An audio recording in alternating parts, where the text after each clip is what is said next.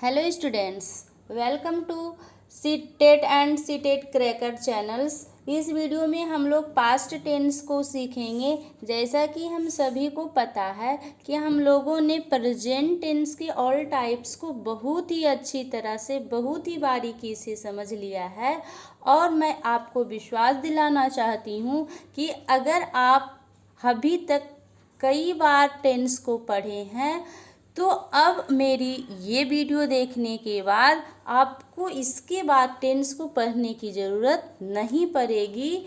मैं आपको 100% गारंटी देती हूँ कि इसको देखने के बाद आपके पास जितना भी टेंस के प्रति डाउट है वो सारा जो डाउट है सदा के लिए क्लियर हो जाएगा, वो ख़त्म हो जाएगा। इसमें किसी भी तरह का कोई भी कन्फ्यूज़न नहीं होगा। आप मेरी वीडियो पहले देखिए, उसके बाद फिर आपको ऐसा महसूस होगा कि ये वीडियो देखने के बाद जो इतने सारे कॉन्सेप्ट हैं, सारा का सारा कॉन्सेप्ट आपका माइंड में सेट हो जाएगा। तो फिर चलिए स्टार्ट करते हैं। तो आज का मेरा टॉपिक है टेंस। टेंस 3 टाइप्स का होता है, वो हम सभी पढ़ चुके हैं। Present tense, past tense and future tense. तो प्रेजेंट टेंस का 4 टाइप्स होता है। कौन कौन? Present indefinite, present imperfect, present perfect, present perfect continuous. उसी तरह से पास्ट टेंस का भी 4 टाइप्स होते हैं। कौन कौन? Past indefinite, past imperfect, past perfect, past perfect continuous. फिर फ्यूचर टेंस का भी 4 टाइप्स होता है। और 4 टाइप्स किस किस नाम से जाना जाता है? तो future indefinite, future imperfect, future perfect, future perfect continuous. ये सारे प्रेजेंट टेंस, पास्ट टेंस और फ्यूचर टेंस के टाइप्स हैं। तो प्रेजेंट टेंस के बारे में हम लोग ने अच्छी तरह से सीख लिया है। और आज की इस वीडियो में हम लोग सीखेंगे पास्ट इंडेफिनिट टेंस। तो पास्ट इंडेफिनिट टेंस, जैसा कि नाम से ही पता चल रहा है कि past indefinite tense past tense का टाइप है। ठीक है, पास्ट इंडेफिनिट किस टेंस का टाइप है? तो पास्ट टेंस का टाइप है। तो सबसे पहले हम पास्ट टेंस को पहचानने का कुछ तरीका समझेंगे कि इसका कीवर्ड क्या होगा, किस तरह से हम समझेंगे कि इतने सारे जो सेंटेंस आएंगे वो सारा पास्ट टेंस के अंदर होगा। तो पास्ट टेंस में अगर था है या आ की मात्रा या थी, थे, ई बड़ी की मात्रा या ए, इस तरह की जब वाक्य के अंत में शब्द रहता है तो हम समझते हैं कि पास्ट टेंस के अंदर ये सारे वाक्य हैं। मैंने क्या समझी? तो हम लोगों ने ये समझे कि पास्ट टेंस को हम कैसे पहचानेंगे। तो पास्ट टेंस को हम पहचानेंगे कि वाक्य के अंत में आ, ई, ए, था, थे, थी रहेगा। जिस तरह से हम लोगों ने देखा था कि प्रेजेंट टेंस के अंदर कैसा वाक्य आता है, तो प्रेजेंट टेंस के अंदर सभी वाक्य के लास्ट में है लगा हुआ होता है। उसी तरह से पास्ट टेंस को हम पहले समझेंगे। तो पास्ट टेंस को समझने के लिए हमें क्या देखना होगा कि वाक्य के अंदर आ, ई, ए अथवा था, थे, थी है। तो हम बेहिचक बोलेंगे कि ये जो सेंटेंस है वो पास्ट टेंस का है। ठीक है, आप पास्ट इंडेफिनिट के बात करते हैं। तो पास्ट इंडेफिनिट जो है पास्ट टेंस का फर्स्ट टाइप है। इसको 2 नाम से जाना जाता है। पहला नाम है पास्ट इंडेफिनिट टेंस और दूसरा है सिंपल पास्ट टेंस। ठीक है, पास्ट टेंस को कितने नाम से जाना जाता है? तो पास्ट इंडेफिनिट टेंस को 2 नाम से जाना जाता है, पास्ट इंडेफिनिट टेंस या सिंपल पास्ट टेंस। ठीक है, अब पास्ट इंडिफिनिट टेंस को किस तरह से हम पहचानेंगे? तो पास्ट इंडिफिनिट टेंस को पहचानने का कुछ मेथड होता है, नियम होता है। मेथड क्या है जो हम लोग यहाँ देखेंगे। जिस हिंदी वाक्य के अंत में आ या आ की मात्रा, बड़ी ई या बड़ी ई की मात्रा, ए या ए की मात्रा, अथवा यह पता चलता है कि कार्य पास्ट में खत्म हो गया। क्या वाक्य के लास्ट में या तो फिर आ या आ की मात्रा होगा, या बड़ी की मात्रा होगी, या तो फिर ए और ए की मात्रा, या तो फिर उस वाक्य से हमें ऐसा सेंस निकलेगा कि जो काम हो रहा था वो पास्ट में खत्म हो गया। और इसका कुछ और कीवर्ड है जिसे देखकर हम पहचान सकते हैं कि वाक्य के लास्ट में ये सब अगर नहीं होगा तो क्या होगा, तो था, थे, थी होगा।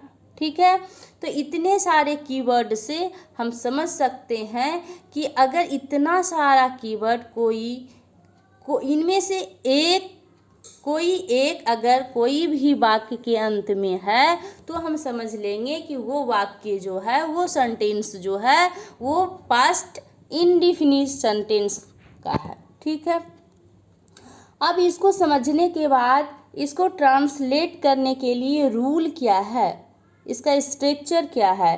तो इसका स्ट्रक्चर है, इसको ट्रांसलेट करने का जो नियम है वो है subject plus verb two plus object. अब यहाँ वर्ब टू क्या है? ये वर्ब का फॉर्म है। वर्ब जो है 5 टाइप का होता है। वर्ब का जो फॉर्म है वो 5 होता है। Verb 1, verb 2, verb 3, verb 4, verb 5। जैसे ईट जो है ये वर्ब 1 है, तो वर्ब 2 इसका क्या होगा, एट होगा। एट क्या होगा, वर्ब 2। और ईटेन जो है वर्ब 3 है। उसी तरह से ईटिंग जो है वो वर्ब 4 है। और ईट्स जो है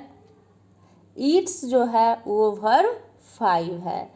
तो इससे हम लोगों को थोड़ा सा आइडिया मिलता है कि वर्ब 1 क्या होता है। तो मेन वर्ब जो होता है उसको वर्ब 1 में रखा जाता है, और वर्ब 2 उसमें कुछ चेंजिंग किया जाता है, और वर्ब 3 जो है उसमें ज़्यादातर ईडी जोड़ा जाता है या ईएन जोड़ा जाता है। इस तरह से वो वर्ड पर डिपेंड करता है। लेकिन वर्ब 4 और वर्ब 5 जो है ये एकदम फिक्स होता है कि वर्ब में आप आईएनजी जोड़ दीजिए, आईएनजी ऐड कर दीजिए तो आपका वर्ब 4 बन जाएगा, और वर्ब में यस या यस आप ऐड कर देंगे तो वर्ब 5 बन जाएगा। ओके, तो मैंने यहाँ एग्जाम्पल लिखी है, मैंने खाया।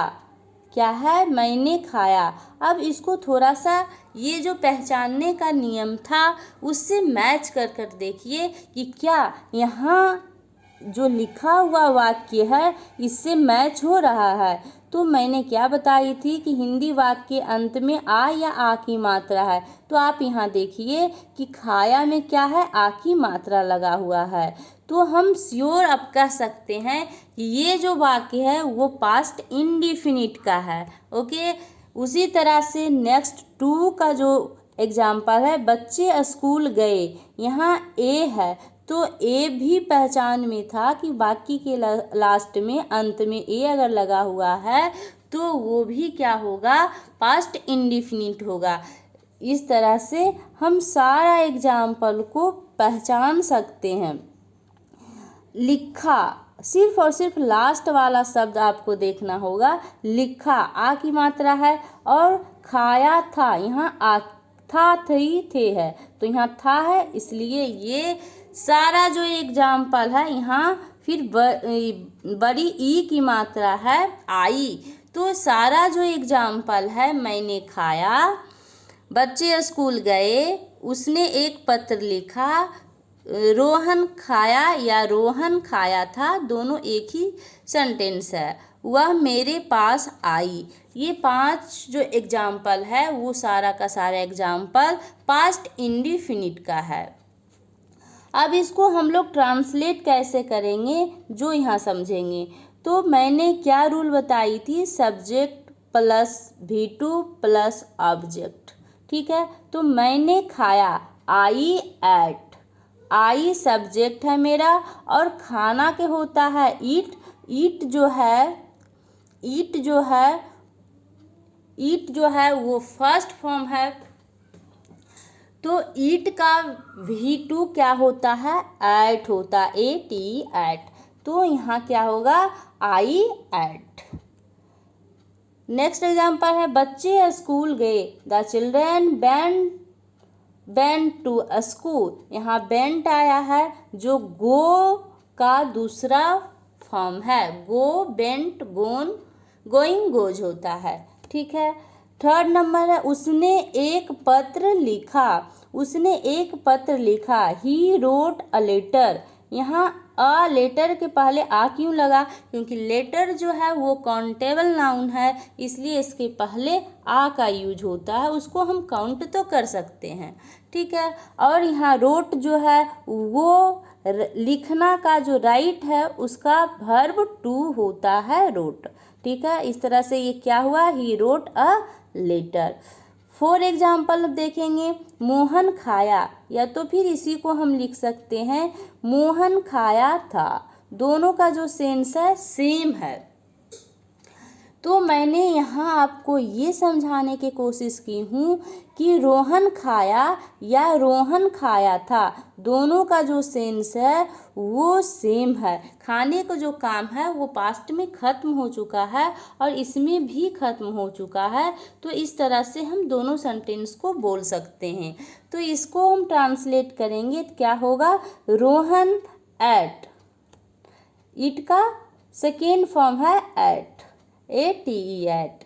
5 नंबर एग्जाम्पल है, वह मेरे पास आई, वह मेरे पास आई, सी कैम टू मी, कम का सेकेंड फॉर्म केम होता है, इसलिए यहाँ केम यूज किया गया है, सी केम टू मी। मुझे उम्मीद है कि आपको ये समझ में आ रहा होगा। तो फिर हम आगे की ओर रुख करते हैं। ये है, अब हम लोग देखेंगे कि जो मेरा टेंस है पास्ट इंडेफिनिट टेंस, उसमें कितने तरह का सेंटेंस का यूज होता है।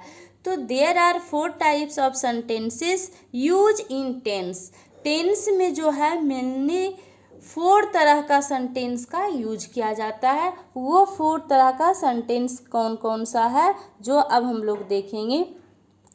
Affirmative sentence, negative sentence, interrogative sentence, negative interrogative sentence और WH फैमिली, ठीक है। तो ये 4 तरह का जो सेंटेंस है, ये 4 तरह का जो सेंटेंस है ये टेंस के अंदर यूज होता है, ठीक। तो अब यहाँ हम समझेंगे कि अफर्मेटिव सेंटेंस किसे कहते हैं। तो अफर्मेटिव सेंटेंस वैसे सेंटेंस को कहते हैं जिसमें क्या या नोट का यूज नहीं होता है, उसे अफर्मेटिव सेंटेंस कहते हैं। जैसे मैंने खाया, वह गया, वह आया, तो यहाँ पर क्या और नोट का यूज नहीं है, इसलिए इस तरह के सेंटेंस को अफर्मेटिव सेंटेंस कहते हैं। अब निगेटिव सेंटेंस, जैसा कि इसका नाम से ही पता चल रहा है, निगेटिव सेंटेंस में क्या होगा, नोट का यूज होगा, ठीक है। निगेटिव सेंटेंस में क्या होगा, नोट का यूज होगा। इंट्रोगेटिव सेंटेंस, इंट्रोगेटिव सेंटेंस में क्या का यूज होता है, डैट मीन्स इसका सेंस क्वेश्चन की तरह निकलता है, ठीक है। इसमें हर हमेशा क्या का यूज होता है। और 4 है निगेटिव इंट्रोगेटिव। तो निगेटिव और में हम लोग क्या देखे थे कि नोट का यूज हो रहा, और इंट्रोगेटिव में क्या का यूज हो रहा। तो यहाँ पर जो 4 नंबर में जो सेंटेंस है वो है निगेटिव इंट्रोगेटिव। इसका मतलब इसमें नोट और क्या दोनों का यूज होगा। जब कोई भी वाक्य में नोट नहीं और क्या दोनों का यूज होता है तो उस वाक्य को हम निगेटिव इंट्रोगेटिव सेंटेंस कहते हैं। WH फैमिली क्या होता है? तो WH फैमिली जो है how, what, why, where, when, यानी WH या यस से बना हुआ जो वर्ड यूज होता है उसको हम WH फैमिली कहते हैं। सम इम्पॉर्टेंट वर्ब फॉर्म है, कुछ इम्पॉर्टेंट वर्ब फॉर्म है जिसको आप लोग समझ सकते हैं। जैसे टीच मीन्स क्या होता है? तो पढ़ाना, इसका वर्ब 2 क्या होगा? टाउट। वर्ब 3 क्या होगा? टाउट। और वर्ब 4 क्या होगा? टीचिंग। और वर्ब 5 होगा टीचेज। ठीक है। रन मीन्स क्या होता है? दौड़ना, तो रन का वर्ब 2 हो जाएगा रन, और वर्ब 3 रन, और वर्ब 4 हो जाता है running, verb 5 runs. Read means होता है पढ़ना, तो रीड का वर्ब 2 जब करेंगे तो इसका स्पेलिंग जो सेम होता है लेकिन प्रोनाउंसिएशन इसका डिफरेंट होता है। यहाँ हम बोलेंगे रीड लेकिन यहाँ हम बोलेंगे रेड। ठीक है, यहाँ क्या बोलेंगे? रेड। रीड का V2 रेड होता है और V3 भी रेड होता है। V4 रीडिंग और V5 रीड्स होता है। इसमें इस पे आप ध्यान देंगे क्योंकि ज़्यादातर बच्चों को ये मालूम नहीं होता है, वो रीड ही सारे फॉर्म में बोल देते हैं। इसलिए आप लोग ध्यान से इसको देखिएगा कि रीड का जो फर्स्ट फॉर्म है वो रीड ही होता है, लेकिन सेकेंड फॉर्म में उसे रेड बोला जाता है, स्पेलिंग सेम रहता है। और थर्ड फॉर्म में भी इसे रेड बोला जाता है, बट स्पेलिंग जो है यहाँ भी सेम होता है।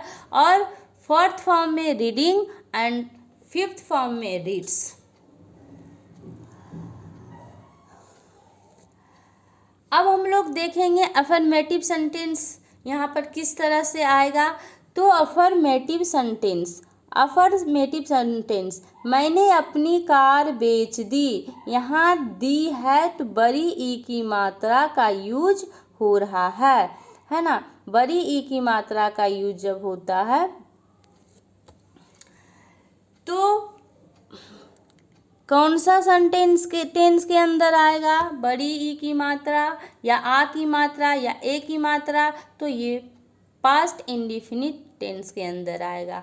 तो पास्ट इंडिफिनिट में अफर्मेटिव सेंटेंस, ये अफर्मेटिव सेंटेंस कहलाएगा क्योंकि इसमें नहीं तो नोट का यूज है और नहीं तो क्या का यूज है। ठीक है, तो इसका ट्रांसलेशन हम कैसे करेंगे? मैंने अपनी कार बेच दी। I sold my car, I sold my car. यहाँ भी टू का यूज हुआ है, सेल सोल्ड होता है। ठीक है, तो यहाँ भी टू का यूज हुआ है, आई सोल्ड माई कार। ये अफर्मेटिव सेंटेंस है। अब इसी को हम निगेटिव में जब चेंज करेंगे तो क्या हो जाएगा? मैंने अपनी कार नहीं बेची, मैंने अपनी कार नहीं बेची। तो ये निगेटिव सेंटेंस है क्योंकि इसमें नोट नहीं का यूज है। इसको हम ट्रांसलेट कैसे करेंगे? I did note sell my car. जब आप सेल का जब आप डिड का यूज करेंगे तब यहाँ V2 के जगह पे V1 का यूज होगा। फिर से इसको आप समझ लीजिए कि जब आप निगेटिव सेंटेंस बनाते हैं तब डिड का यूज होता है, और डिड जो है सभी के साथ डिड लगता है। जितने भी सब्जेक्ट हैं सबके साथ अगर आप पास्ट इंडिफिनिट टेंस का निगेटिव सेंटेंस बना रहे हैं तो उसमें सबके साथ डिड ही लगेगा। ठीक है, जब आप डिड लगाएंगे तो ये जो वर्ब है वो फर्स्ट फॉर्म में रहेगा। तो नेगेटिव सेंटेंस क्या हो जाएगा? I did not sell my car. इसका अगर आप स्ट्रक्चर बनाना चाहें, रूल बनाना चाहें तो इस तरह से इसका रूल बनेगा, subject plus did not plus V1 plus object. ठीक है, अगर इसी सेंटेंस को हम इंट्रोगेटिव में चेंज करेंगे तो इंट्रोगेटिव में क्या लगना है? सबसे पहले क्या आता है? क्वेश्चन पूछा जाता है। तो क्या मैंने अपनी कार बेच दी? क्या मैंने अपनी कार बेच दी। जब क्या आगे रहता है सबसे पहले क्या रहता है, तो जो सब्जेक्ट के साथ हेल्पिंग वर्ब रहता है उसको हम आगे कर देते हैं। तो did I sell my car, यहाँ भी डिड का यूज हुआ है इसलिए V1 का यहाँ यूज हुआ है। ठीक है, did I sell my car. Interrogative sentence ये हुआ, और यही सेंटेंस को हम निगेटिव इंट्रोगेटिव में जब चेंज करेंगे तब ये क्या हो जाएगा, क्या मैंने अपनी कार नहीं बेची। अब इसको हम कैसे पहचानेंगे कि ये निगेटिव इंट्रोगेटिव है, तो यहाँ क्या और नहीं दोनों का यूज हुआ है, तो इसलिए ये जो सेंटेंस है निगेटिव इंट्रोगेटिव में है। और इसको बनाने का 2 मेथड होता है। फर्स्ट मेथड क्या है कि did plus subject plus note plus V1 plus object, या तो फिर इसको आप डिडंट डिड प्लस नोट आप साथ में लिखिए plus subject plus V1 plus object. तो हम इसको इस तरह से जब ट्रांसलेट करेंगे तो क्या हो जाएगा, did I note sell my car, यहाँ भी V1 का यूज हुआ है।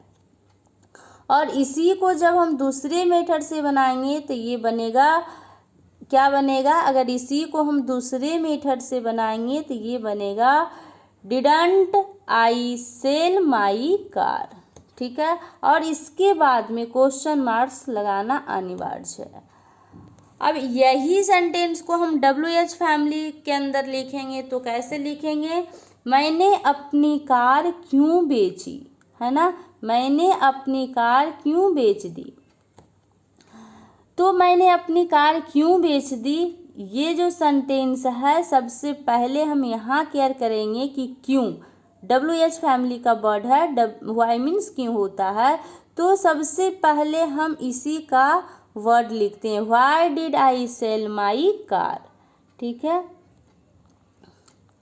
अब कुछ रिवीजन कर लेते हैं फटाफट।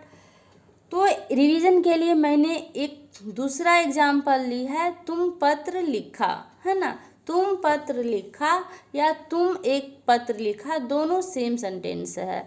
तो you write a letter, you write a letter जब आप यहाँ करेंगे तो ये रॉन्ग हो जाएगा, आप क्या बनाएंगे, यू रोट अ लेटर। क्यों, क्योंकि यहाँ V2 का यूज होना है, तो इसलिए मैंने इसको ट्रांसलेट करके लिखी है यू रोट अ लेटर। आप लोग पहले क्या इसको सोचेंगे, आप लोग पहले जल्दीबाजी में इसको लिखेंगे यू राइट अ लेटर, जो कि गलत हो जाएगा, इसलिए आप यहाँ ध्यान देंगे।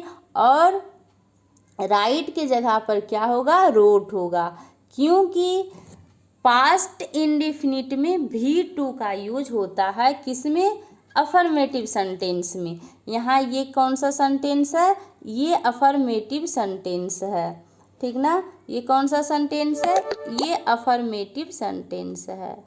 ठीक, तो इसको ट्रांसलेट करेंगे क्या होगा, यू रोट अ लेटर। इसी को अगर हम निगेटिव में चेंज करेंगे तो तुम पत्र नहीं लिखा, तुम पत्र नहीं लिखा, you did not write a letter. यहाँ जो है जब हम डिड लगाते हैं तो V1 का यूज होता है, इसलिए यहाँ राइट हुआ, you did not write a letter. फिर इसी को अगर हम इंट्रोगेटिव में चेंज करेंगे तो इंट्रोगेटिव में क्या लगाना ज़रूरी होता है, क्योंकि क्वेश्चन पूछा जाता है, तो हम इसको कैसे चेंज करेंगे, क्या तुम पत्र लिखा, क्या तुम पत्र लिखा। इसको किस तरह से हम ट्रांसलेट करेंगे, did you write a letter, did you write a letter. यहाँ भी V1 का यूज हुआ है, क्योंकि यहाँ डिड का यूज हुआ है। अब इसी सेंटेंस को हम निगेटिव इंट्रोगेटिव में चेंज करेंगे, तो निगेटिव इंट्रोगेटिव में चेंज करने के लिए क्या और नहीं होना जरूरी है। तो क्या तुम पत्र नहीं लिखा, did you not write a letter, did you not write a letter. Next एक और सेंटेंस से बनेगा WH फैमिली। WH फैमिली हम किस तरह से बनाएंगे, तुम पत्र कब लिखा, या तो फिर हम इसको बना सकते थे तुम पत्र क्यों लिखा, है ना। WH फैमिली हम किसी भी तरह से जो मीनिंगफुल सेंटेंस बने उसको हम बना सकते हैं। तो when did you write a letter, when did you write a letter, ठीक है। तो इस तरह से आज हम लोग क्या सीखे, आज हम लोग पास्ट इंडेफिनिट टेंस को सीखे हैं, और मुझे आशा है कि आप लोग भी अच्छी तरह से सीख गए होंगे, और 1 2 3 बार आप इस वीडियो को देखेंगे तो आपका जो कन्फ्यूज़न होगा वो सारा का सारा कन्फ्यूज़न दूर हो जाएगा, सदा के लिए दूर हो जाएगा। आप कभी भी नहीं टेंस में कन्फ्यूज होइएगा। तो फिर आज का ये होमवर्क है, आज का क्या होमवर्क है, मैंने श्याम को देखा, वह विद्यालय गया, उसने पुस्तक खरीदी, मैं आया था, आपने मेरी मदद की। ठीक है, पहले आप इससे पहचान लीजिए कि कौन सा टेंस के अंदर आ रहा है। तो ये सारा जो एग्जाम्पल है मैंने पास्ट इंडेफिनिट टेंस से दी है, और इसको आप पहचानने की कोशिश करेंगे पास्ट इंडेफिनिट टेंस में किस तरह से ये आ रहा है। ठीक है, उसके बाद आप एक सेंटेंस से सभी से पहले अफर्मेटिव, फिर नेगेटिव, फिर इंट्रोगेटिव, फिर नेगेटिव इंट्रोगेटिव, फिर WH फैमिली, इस तरह से सारे को सेंटेंस में कन्वर्ट करेंगे और अपना डाउट क्लियर करेंगे। अगर सेशन पसंद आया है तो लाइक, सब्सक्राइब